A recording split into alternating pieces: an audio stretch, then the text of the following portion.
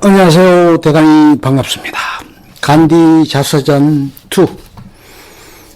간디는 철두철미 실천의 인간이다. 인도 독립을 위해 인도인의 복지 향상을 위해 그는 한시라도 실천 활동을 그만둔 일이 없었다.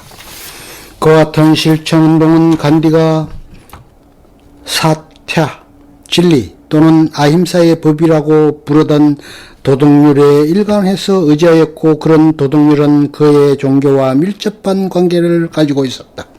간디에 있어서는 종교와 도덕은 서로 방편을 달리하면서도 내용적으로는 밀접하게 결부되어 그의 실천운동을 밑받침해주고 있었다. 간디는 이렇듯 본질적으로 종교적인 인간이었다. 그의 인간 철학은 주로 자기가 개인적인 정치적 경험을 통해서 재발견하고 재평가한 인도의 종교심으로 구성되어 있었다. 인도의 종교심을 재평가하는 데 있어서 주요 특징은 그가 아힘사를 샤타의 실현을 위한 가장 중요한 수단으로 보고, 아힘사에 대해서 샤타에 대해서와 거의 같은 정도의 중요성을 부여하고 있다는 데 있다. 간디에 의하면 온 우주에서 인간이 본능적으로 감지할 수 있는 신비로운 힘이 미미하고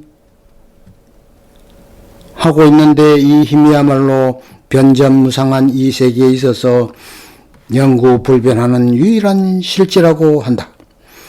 그리고 이 힘의 작용을 관찰한 결과 그 힘은 선을 위하는 힘이지 악을 위한 힘은 아니라고 확신을 가지게 되었다는 것이다.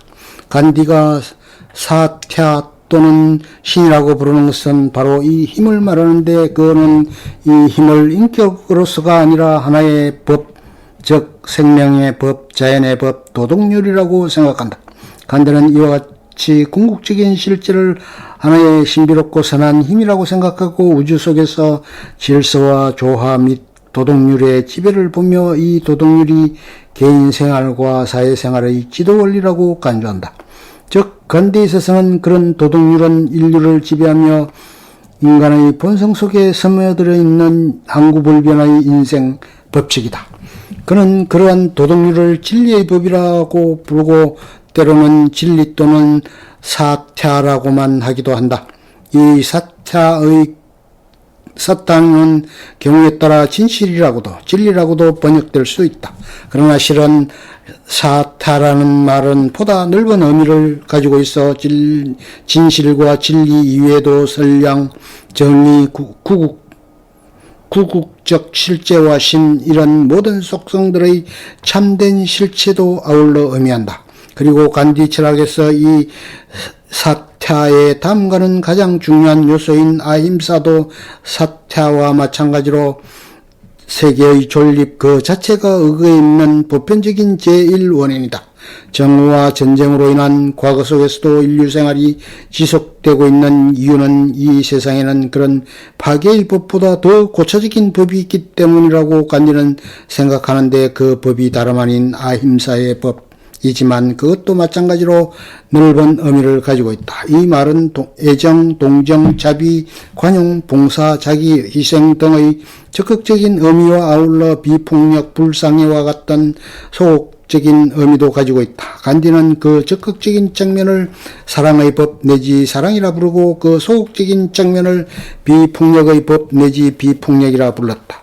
아힘사의 적극적인 면은 인간이 가까운 관계를 가지는 이들에게 자연스럽게 품고 있는 사랑을 저까지 포함하는 온 인류에게 확대시키는 일이요, 소극적인 면은 사리를 더욱 추구하거나 열망을 만족시키기 위하여 고의로 어떤 생물을 죽이거나 고통을 주는 것은 상관한 일이다. 그런데 간디 철학에 있어서 이 아힘사와 사թ야의 관계는 마치 꼬인 새끼와도 같아서 나누기는 어렵지만, 아힘사는 수단이고 사թ야는 목적이라 할 수 있다.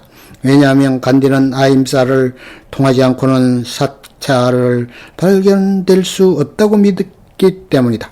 그 이유는 무엇보다도 육신을 가지는 인간은 자연 감정과 욕망에 사로잡혀 사물을 있는 그대로 볼 수 없게 되기 시험으로 진리를 추구하는 자는 자기 감정과 욕망을 억제하고 자신을 점차로 육신의 제약에서 해방시키는 데 도움이 될 어떤 힘이 필요한데, 이 힘을 간디는 아임사 속에서 발견했기 때문이다. 그의 자서전에 의하면 아임사에 관하여 간디는 소년 시절부터 뼈저린 체험을 가지고 있었다. 즉 15세 때 형한테 빌린 돈을 갚으려고 그의 형 발치에서 금을 조금 떼어 팔았던 도둑질 이야기가 그것이다.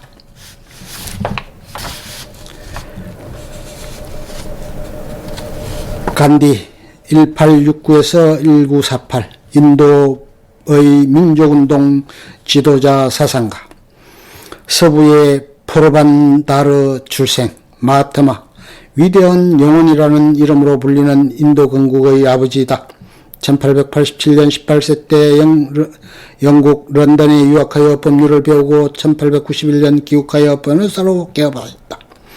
1893년 소송사건을 의뢰받아 1년간의 계약으로 부인과 함께 남아프리카 연방의 더반으로 건너갔다. 이 남아프리카 여행은 간디의 생애에 커다란 전기를 가져왔다. 당시 남아프리카에는 약 7만 명의 인도 사람이 이주해 있었는데 백인에게 박해를 받고 있었다. 이에 그는 거기에 사는 인도 사람의 지위와 인간적인 권리를 보호하고자 결심하고 남아프리카 연방 당국에 대한 인종차별 반대투쟁 단체를 조직 1914년까지 그 지도자로 활동하였다. 그동안 진리를 구현하기 위한 실천을 하였으며 이러한 기반 위에 아힘사, 살아있는 모든 것의 불살생을 중심으로 하는 간디주의를 형성하였다. 간디 자신이 전개한 인종차별 압박에 대한 투쟁 사티아그라하 및 자기 실현을 위한 인격 도야와 수양을 노력은 어느 것이나 훗날 간디가 인도에서 전개한 독립운동의 모형이 되었고 또한 아슈라마를 중심으로 이루어진 인도인의 정신 개조 계기의 토대가 되었다. 남아프리카에서의 최초의 사티아그라하 투쟁은 1906년 아시아인의 등록법을 제정한 트란스발주에서 일어났다. 이 투쟁은 그로부터 약 8년 동안 인도샤를 비롯한 여러 차별법에 반대하기 위하여 계속되었으며 남아프리카의 여러 주로 퍼져나갔다. 특히 1914년 44세가 된 간디가 선두에 서서 행진한 나탈주에서의 트란스발주까지의 사티아그라하 행진은 전 세계의 이목을 집중시켰다. 간디를 비롯한 행진 참가자 4,000명은 남아프리카 당국에 체포되었으나 악법에 반대하는 주장은 세계적인 여론의 동정을 모아 당국을 굴복시켰다. 결국 아시아인 구제법이 제정되어 인도인에 대한 차별법은 모두 폐지되기에 이르렀으며 이 투쟁으로 간디는 남아프리카의 간디에서 약 세계의 간디가 되었다.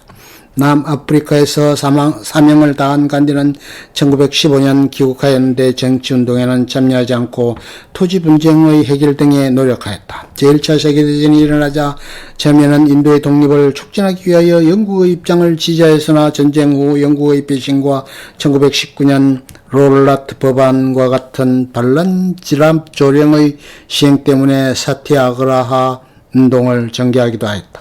이를 위하여 인도 여러 곳을 두루 순회하였고 수방운동을 장려하였다. 1919년 인도 국민회의파의 연차대회에서는 간디의 지도하에 영국에 대한 비협력운동 방치 및 채택, 납세 거부, 지역 거부, 상품 불매 등을 통한 비폭력 저항을 실시하였다. 이듬해 반영 비폭력 운동이 선언되고 외국제 직물의 불매 운동은 성공하였으나 인도 각지에서 유혈 사태가 일어나자 1922년 간디의 유호소로 운동은 잠시 중지되었다. 그동안 간디는 투옥대가 되었다가 풀려나왔으며 1924년부터 1년간 인도 국민회의파의 의장으로 있으면서 수봉운동으로서 인도인의 자력에 의한 농촌 구제에 나설 것을 역설하면서 전국을 돌아다녔다. 1929년 연차대회에서 국민회의파의 창립 이래 처음으로 완전 독립을 선언하였고 61세가 된 간디는 1930년 3월에 사티아그라하 운동의 지지자들을 이끌고 소금세 신설 반대운동을 벌였다. 이로 인하여 그는 구금되었으며 1931년 석방 후 의인 총독과 절충한 결과 간디 의인협정을 체결하여 반영 불복종 운동을 중지하였다. 간디 의인협정에도 불구하고 다시 단합정책을 쓰는 영국 당국에 항의하기 위한 불복종 운동을 재개하여 투옥됐다가 1932년 석방된 이후부터 인도 카스트의 최하층인 하리잔의 지위 향상에 진력하였다. 제2차 세계대전이 일어나자 영국은 인도의 찬성을 얻지도 않고 인도를 전쟁에 투입하였다. 이 기회를 이용한 인도는 완전 독립의 약속을 얻어내려고 노력하였으나 상반된 이해관계로 타결을 붙지 못하고 1942년 폼페이 대회에서 국민회의파와는 영국 세력의 즉시 철퇴를 요구하여 공전의 대규모 반영불복종 운동에 돌입하였다. 이로 인해 간디는 73세의 노령으로 다시 체포되어 1년 9개월의 욕구를 치렀다.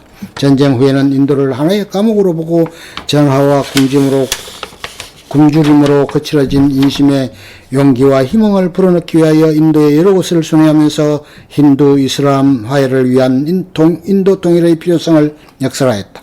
그러나 영국이 주권을 넘겨줌에 있어서 인도의 대정당인 국민회의파와 전 인도 이슬람 연맹이 인도를 둘로 분할 독립할 것을 협정한 결과 오히려 격렬한 힌두 이슬람의 대립 소동이 벌어졌다. 1947년 7월 인도가 이러한 분란 속에서 분리 독립했을 때 간디의 나이는 78세였으나 고령에도 불구하고 소동이 가장 격화되어 있던 벵갈에서 힌두 이슬람의 융화를 위한 활동을 계속하였다. 이듬해인 1948년 1월 이 활동의 행선지를 뉴델리로 연장 뉴델리의 소요를 진압하는 데 성공하였으나 1월 30일 반이슬람 극우파인 한 청년의 흉탄에 쓰러졌다.